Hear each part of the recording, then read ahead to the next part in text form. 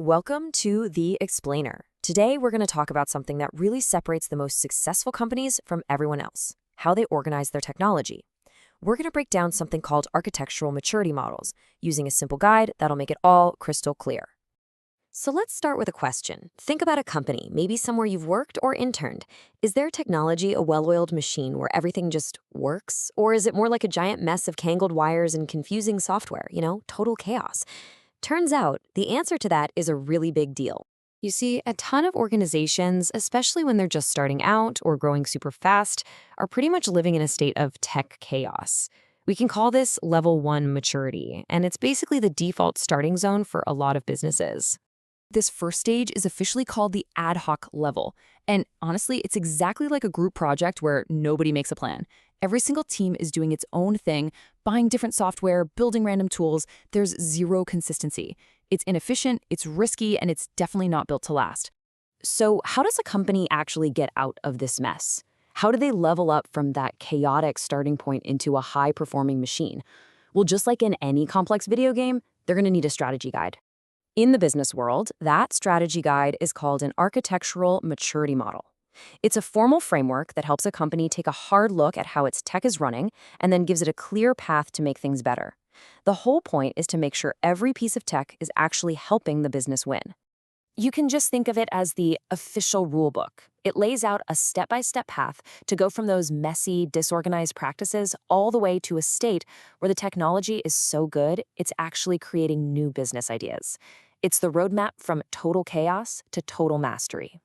Now, this journey isn't just one giant leap. It's more like a main quest that has 5 distinct levels you have to beat. And each level you clear is a huge step up in how organized, efficient, and strategic a company's tech really is. So here's how you climb the ladder. You start at level 1, initial. That's the chaos zone we've been talking about. Then you hit developing, which is where people realize there's a problem, but the fixes are kind of all over the place. Level 3, defined, is a huge deal. This is where that official rulebook gets written. By level 4, managed, those rules are just part of how everyone works. And then you have level 5, optimized. This is mastery. The company's tech is so dialed in that it gives them a serious competitive advantage. Okay, I know what you might be thinking.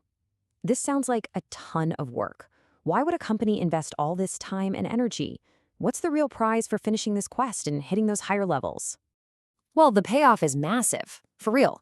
With a mature architecture, you make way better decisions because it's like having a map of the entire game world. You get more agile so you can adapt to changes in a snap. You save a bunch of money because you stop wasting resources on messy, duplicated tech. And, this is a big one, you build much stronger security because it's baked in from the start, not just patched on as an afterthought. And here's the cool part. Companies don't have to invent this strategy guide from scratch. There are already established pro-level playbooks they can use to guide them on their journey through these maturity levels. One of the most famous and widely used of these playbooks is called TOGAF. It's basically a super detailed step-by-step instruction manual that companies can follow to build, manage, and level up their entire tech architecture. TOGAF breaks the whole process down into a pretty clear cycle. It all starts with business architecture. You have to actually understand what the business is trying to do. From there, you design the data and the apps, plan out all the hardware needed to support it, and finally create a detailed roadmap to get from the old, messy way to the new, awesome way. So when you boil it all down, getting to this high level of architectural maturity isn't just some nice technical thing to have. In today's world, it's an absolute strategic necessity. It's what allows a company to compete, to handle surprises, and ultimately to be successful for the long haul. This is what separates the businesses that lead and innovate from the ones that just get stuck in their own technical mud. Which leaves us with a final thought for you to chew on. When you head out into the workforce, is the company you join gonna be playing on easy mode, or are they stuck playing on hardcore? The answer, very likely, is hiding in their architecture.